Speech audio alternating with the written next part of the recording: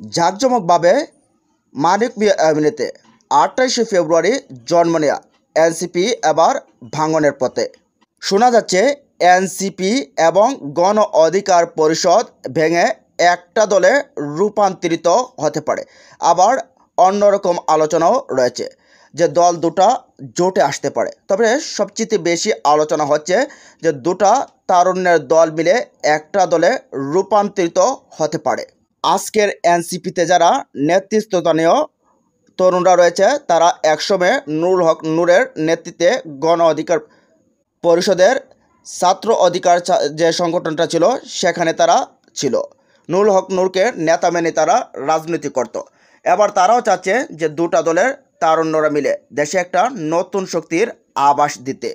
তো কথা হচ্ছে যে নতুন দলটা হবে সেটার নাম কি এনসিপি থাকবে নাকি গণ অধিকার পরিষদ থাকবে, এটা নিয়েও কিন্তু একটা জালমেলা তৈরি হয়েছে।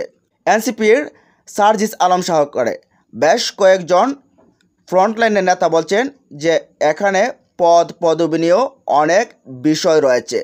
কে আহ্বায়ক হবে, কে সদস্য সচিব হবে, অনেকেই এমনটা চাচ্ছে। যেহেতু একাধিক দল মিলে একটা দল তৈরি হবে সেখানে এই বিষয়টা থাকবেই।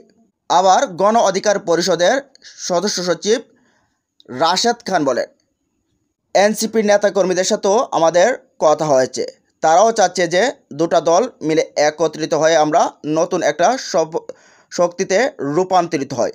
তবে সমস্যাটা সে জায়গায় গণ অধিকার পরিষদ থাকবে নাকি এনসিপি থাকবে। যেহেতু আমাদের দলটা পুরনো, 7 বছর অতিবাহিত হয়েছে এই দলের, তো আমাদের নেতাকর্মীরা চাচ্ছে গণ অধিকার পরিষদ নামেই যেন ভবিষ্যতের যে দলটা আসবে সেই দলটার নামকরণ থাকে। তবে অপরদিকে আবার এনসিপির অনেক নেতাকর্মী মনে করছে যদি এনসিপি নামটা বিলুপ্ত করে গণ অধিকার পরিষদের দিকে যায় তাহলে এনসিপির যে ফ্রন্ট লাইনের নেতারা যারা রয়েছে তাদের ক্যারিয়ারটা এখানেই ডুববে। তারা রাজনীতিতে যে আরও উজ্জ্বলতার প্রমাণ দেওয়ার চেষ্টা করবে সেটা ম্লান হয়ে যাবে। তারা যে বড় মুখ ইতিমধ্যে আছে বা আরও বড় হওয়ার সম্ভাবনা রয়েছে সেটা এখানেই বুমেরাং হবে। তো মূলত এনসিপি এবং গণ অধিকার পরিষদ মিলে যে দলটায় আসুক না কেন অনেকেই বলতে শুরু করছে তারা ভবিষ্যতে ভালো করার পরিবর্তে আরও খারাপ হতে পারে তাদের ইমেজ। তারা যেখানে তারুণ্যের শক্তি দেখতে পাচ্ছে সেখানে মুখ ফিরিয়ে নিতে পারে এদেশের জনগণ। কারণ তাদের অবস্থান যদি ঠিক না থাকে তাহলে জনগণ কখনোই তাদের পক্ষে থাকবে না।